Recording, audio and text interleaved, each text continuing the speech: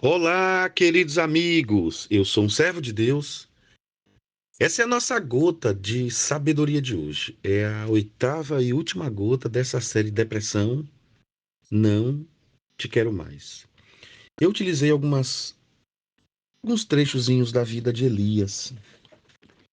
Como Elias, ele confundido por esses sentimentos, por esses, por essas reações que são reações, inclusive químicas, neurais, religiosas, espirituais, comportamentais, sociais, reações que envolvem as criações mentais, pensamentos intrusivos, pensamentos catastróficos, ideação suicida. Tudo isso a gente consegue observar na vida de Elias. Por isso recomendo a leitura do primeiro livro dos Reis, capítulo 19. Interessante que algumas patologias, eu diria que alguns momentos patológicos, eles terminam nos desconfigurando, nos desafinando, como aquele violão que estava todo afinadinho, ele é desafinado. Como aquele programa configurado foi desconfigurado. E hoje eu gostaria de finalizar essa série com o versículo 9 de 1 Reis 19, que diz assim: no versículo 8 você lembra da última gota, que ele caminhou 40 dias, 40 noites.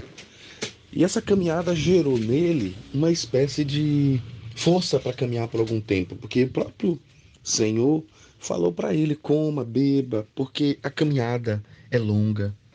E a Bíblia diz que ele caminhou 40 dias, 40 noites, até a montanha de Deus no Horebe. Agora no verso 9 diz assim: lá ele entrou na caverna, onde passou a noite. E foi-lhe dirigida a palavra de Deus nesses termos, dessa forma: que fazes aqui, Elias? Ele respondeu: eu me consumo ardente, de ardente zelo pelo Senhor dos Exércitos. Interessante como Elias, ele consegue fazer algumas leituras, e eu diria que leituras corretas e outras equivocadas, e há uma mistura. E ele chega a dizer que todos os israelitas, todos os profetas abandonaram a Deus. E ele vai dando uma narrativa, uma espécie de relatório para Deus, dizendo que eles derrubaram os altares, mataram os profetas à espada, ele ficou sozinho.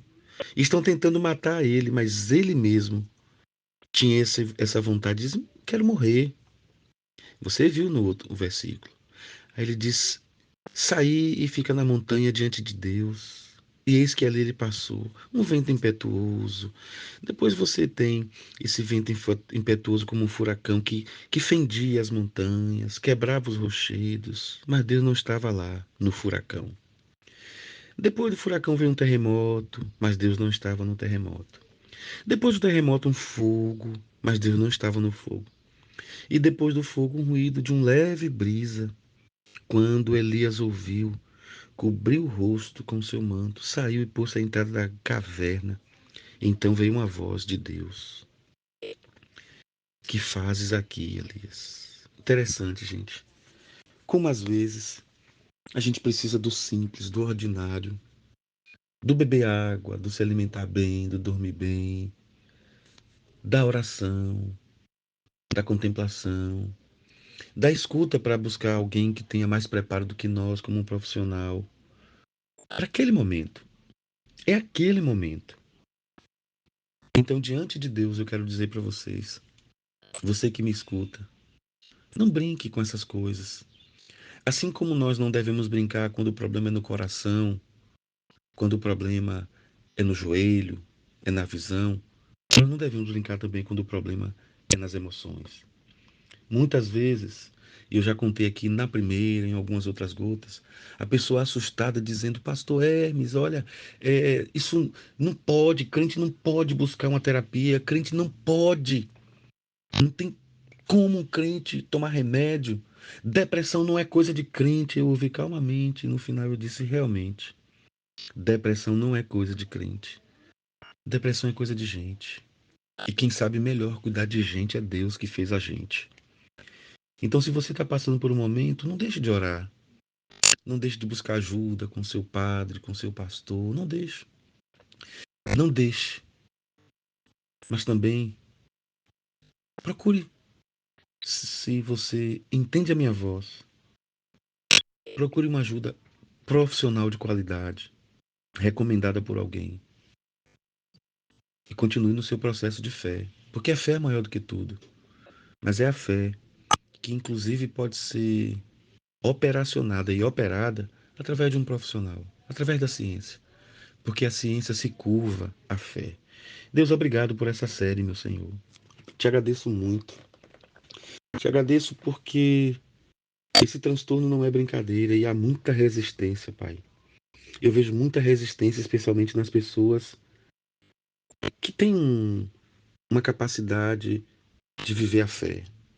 E eu queria te agradecer por aquelas pessoas que confiam no Deus completo, inclusive no Deus que criou a ciência, que é Senhor da ciência. Eu agradeço por essa série, por cada pessoa que a escutará, tanto no canal do YouTube Gota de Sabedoria Oficial, quanto me seguindo lá nas redes sociais, para a gente conversar um pouco. As pessoas que mandaram mensagem, que eu pude encaminhar, ajudar de alguma forma, a todas elas. Em nome de Jesus eu te agradeço. Te agradeço pelos queridos e queridas que nos receberam tão bem na Igreja Metropolitana, em Salvador. Os queridos e queridas que nos receberam esse mês na Igreja Esperança, em Itabuna, na Primeira Igreja Batista, em Itabuna, e na Primeira Igreja Batista em Una, em Itabuna. Muito obrigado. A minha Tina, fomos tão bem tratados. Tantos ouvintes falando conosco. E isso alegra muito meu coração. Eu oro assim em nome de Jesus. Amém. Grande abraço, pessoal. Fiquem com Deus.